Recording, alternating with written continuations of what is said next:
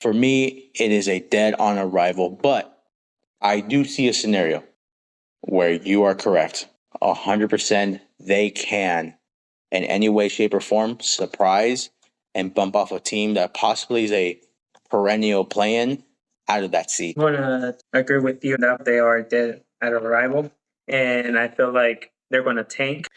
And moving on to the next team, the Chicago Bulls. But when it comes to the Bulls, I just can't see them making any noise this year. I think they're going to be backing their way into the play-in, which to me means you're dead on arrival, because if you're lucky, you'll be a 7-8 seed, and that's just not going to cut it. He's a score-first guard who the Bulls do not need, or if they do need him, he is a player that comes off the bench to really up the second unit. This next one's going to be a little controversial, I think. We're talking about the Milwaukee Bucks. Not to mention, as far as their prospects winning in the postseason, they have Doc Rivers.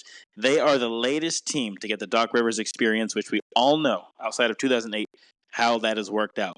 But my prediction for the Bucks, they are going to be dead on arrival.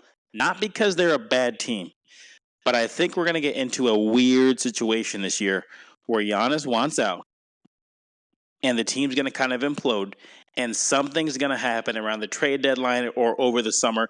This team is not going to be able to compete where they want to. Look how they massacred my boy. But truly, the modern NBA got with me when it comes to me liking the modern NBA was because of number 34, Giannis Antetokounmpo.